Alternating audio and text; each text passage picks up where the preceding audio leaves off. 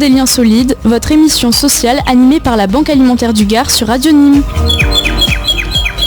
Rebonjour à tous nos auditeurs et nos auditrices. Vous êtes toujours sur l'émission Tissons des liens solides, une émission proposée et animée par la Banque alimentaire du Gard.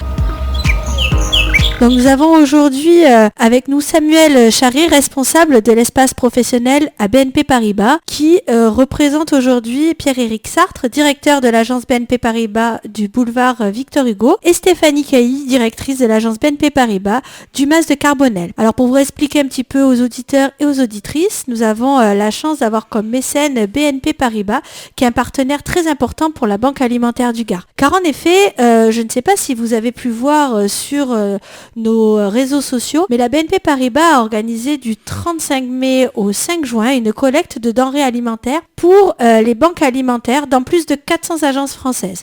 Donc du coup, Samuel, comment s'est passée l'organisation dans ces deux agences au niveau de la collecte ? Donc bonjour, donc avec l'appui d'Elodie et de la Banque alimentaire, nous avons fait le choix de créer 2 corners dans chaque agence, donc Nîmes Victor Hugo, Centre-Ville, Nîmes Mas Carbonel, pour permettre de la collecte des dons de nos clients, de nos collaborateurs et de nos partenaires divers, sous forme d'une animation légère avec l'appui de nos conseillers accueil. Donc des cartons ont été mis en place au sein de l'agence pour pouvoir recueillir l'ensemble des dons et des objets nécessaires à cette collecte. Au total, une récolte de 58 kilos au total pour les 2 points de vente dont nous sommes un peu fiers, effectivement. Ben oui, la collecte a quand même été un succès et nous a permis de rejoindre la collecte aussi qui avait été fait le week-end à Nîmes, le week-end du 5 juin. Donc du coup, tout a été rassemblé. Voilà, pour la collecte qui avait été organisée le 5 juin dans les 4 hypermarchés de Nîmes. Donc finalement, cet événement, si on résume bien, est une continuité d'un mécénat qui avait déjà été mis en place l'année dernière, puisque vous avez répondu à une appel d'offres qui nous a permis de mettre en place des racks. Pouvez-vous nous en dire un petit peu plus ? Oui, donc la Banque alimentaire du Gard a donc été choisie au sein de notre service responsabilité sociale et environnementale pour le financement de 250 racks de rangement au sein de vos locaux. Et pour vous appuyer donc, sur l'activité 2021 auprès de votre collecte, BNP Paribas a fait le choix au sein de la crise sanitaire, de renforcer son implication pour la collecte et d'être plus près des plus démunis, donc auprès de grandes associations nationales, comme vous pouvez l'être. Et donc c'est dans cette voie que les besoins de denrées de première nécessité ont été choisis.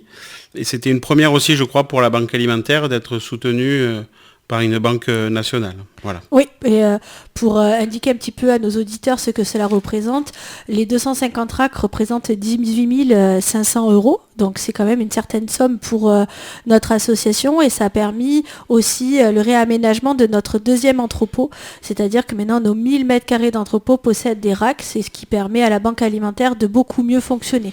Donc ce mécénat et cette réponse positive à cet appel d'offres a été plus que bénéfique pour l'avancée de notre association. Et donc du coup, la BNP Paribas est aussi très active puisque depuis plusieurs années, vous mettez en place des actions sociales. Pouvez-vous nous en dire un petit peu plus ? Je sais que vous avez eu les cravates, vous avez eu... Tout à fait. Donc le postulat de départ, c'est que BNP Paribas est convaincu que la coopération entre tous les acteurs de la société, c'est la clé pour une meilleure cohésion sociale.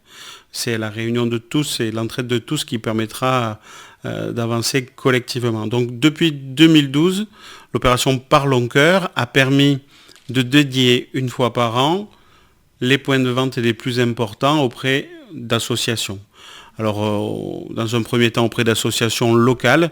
À titre plus personnel, j'ai travaillé par exemple avec Gare Handisport, avec le mécénat cardiaque, avec d'autres associations beaucoup plus locales.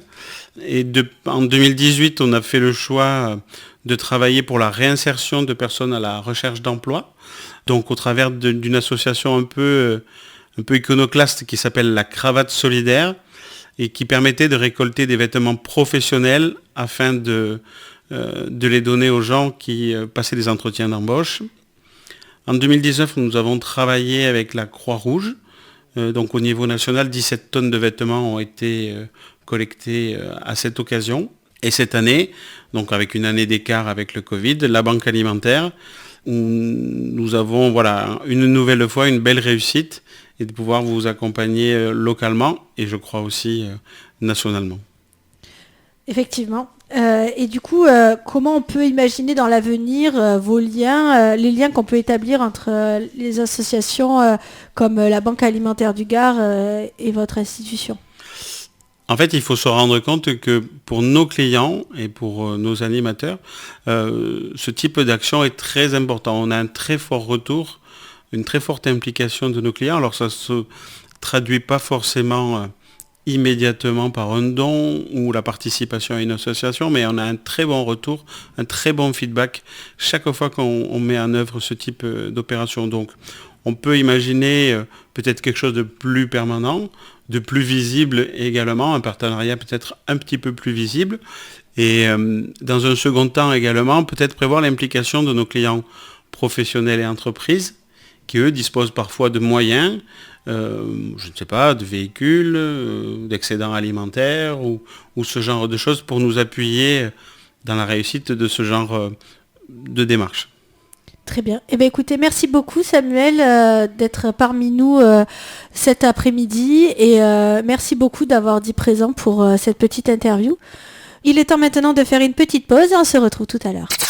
On se parle, on partage, on comprend, on apprend, on se détend. Radio Nîmes.